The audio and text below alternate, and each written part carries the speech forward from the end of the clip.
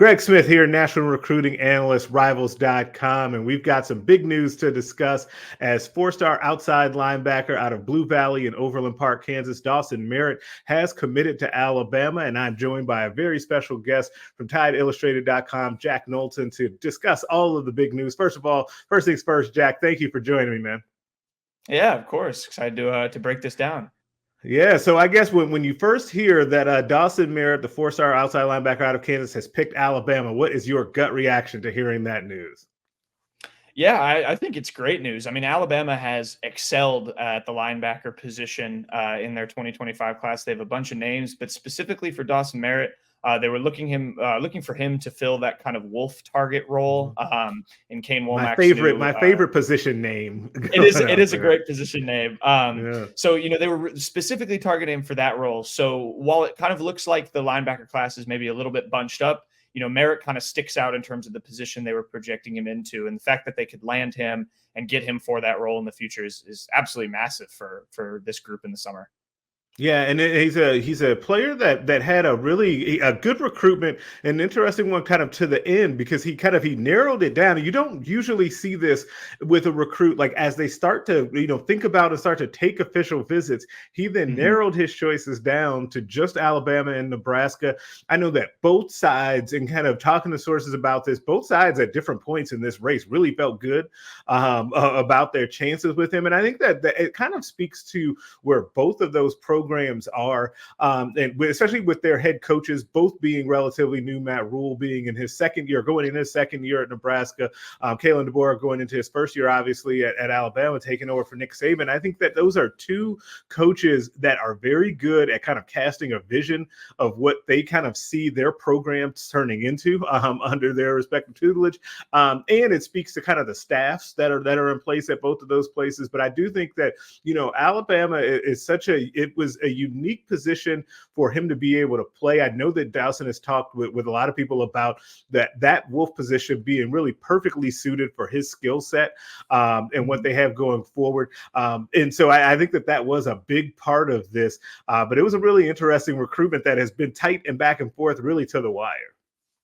Yeah, definitely. I spoke with Dawson. He took an official visit 2 weeks ago to Alabama, and I spoke with him after that. And first of all, very well spoken, someone who takes his commitment, incredibly seriously. And like you said, it makes it interesting for our jobs from when he does narrow that down. And he was very open. It is just Alabama and Nebraska. He wanted his choice to be finalized, and he didn't want to look back on it with any regret and flip and do any of these kinds of things. So I think the fact that Alabama won that race is really good. And I think you make a great point about both the coaching staffs.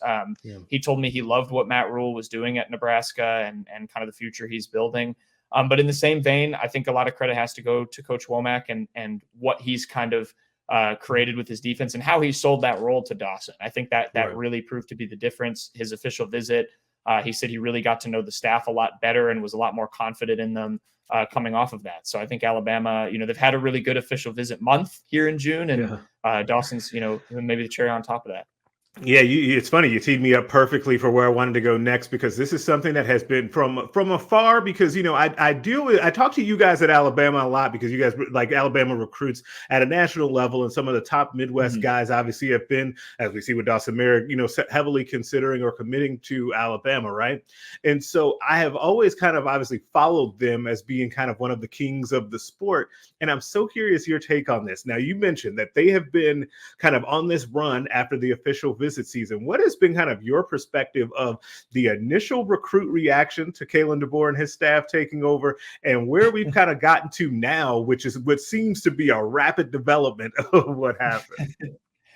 I actually think the interesting thing was the recruit reaction initially has kind of been on par with how it's been, with what Kalen DeBoer has kind of gone out and proved. I think a lot of recruits actually were still pretty optimistic. Yes, there were bound to be some that were, well, I wanted to play for Nick Saban, and if I don't get that opportunity, right? Yeah, you can't blame that. Yeah, of course. But I think a lot of these kids saw what Kalen DeBoer did at Washington.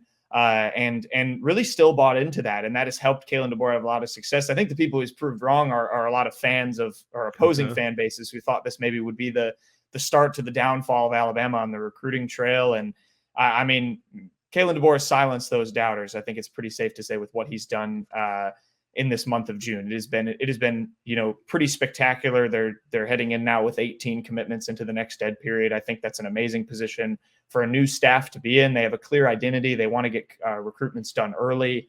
And get these guys locked up and then focus on what they're doing on the field in the next season. So, I think from a recruiting perspective, he's done a good job maintaining, their faith in him still being a good guy, the right guy for Alabama. And then from a fan perspective, I think he's proved a lot of people wrong here this summer.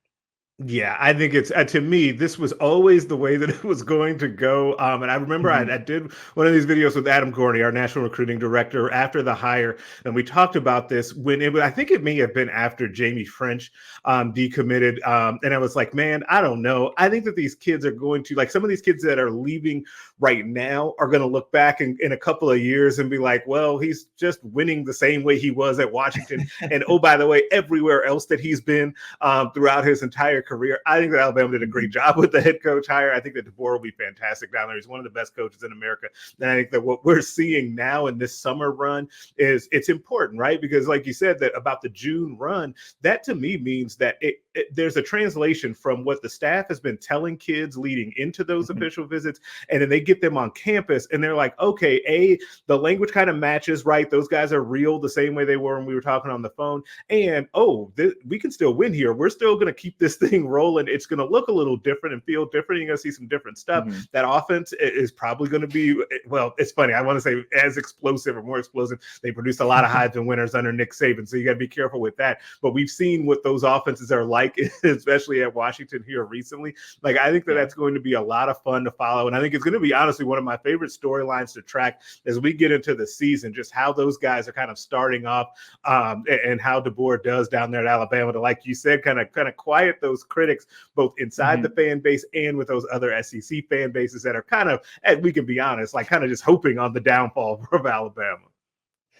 Yeah, definitely. I'm really excited to see it. I know, when I look at some of these specific staff members, I hear from so many guys about how they've been recruiting, and you mentioned kind of the explosiveness, and it's going to be explosiveness in a different form. I think you're going to see, a lot more like, pass heavy and stuff like that. And that's where I go, like the one guy I've heard, so much praise for, and I think has really stuck out to me is Jamarcus Shepard, Alabama's wide receivers coach. He's gotten a lot of praise from some of these pass catchers, on the trail, just being a really energetic guy, really setting the tone, really sticking out, I think, in a lot of those kids' minds. And it's translated on the field. I mean, there's been some stuff coming out, with the current team in spring practice about how well he's done with that group. So yeah, I think the momentum is going to keep going, unfortunately, if you're maybe a rival SEC fan. But I think DeBoer's done a good job in this recruiting. It's a way to set the tone when you take over in an off season and you have to wait a while before you can get out and prove it on the field. It's a good way to prove it to the fans right away. Yeah, absolutely. And, that'll kind of do it for us, but breaking down kind of the commitment and then kind of the fallout of four-star offensive line or four-star outside linebacker Dawson Merritt out of Kansas heading to Alabama, giving his verbal commitment to Kalen DeBoer and that staff in a good transition class. I guess it's technically a transition class that is actually rated in the top 3 right now on the Rivals team recruiting rankings. That'll do it for us. I'm Greg Smith. That's Jack Knowlton of TideIllustrated.com. Make sure you check all the continuing coverage of this and more over there, and keep it locked on Rivals.com as we are about to hit a lot more commitments as we are coming out of official visit season and into commitment season as we get closer to July 4th. We'll catch you guys later.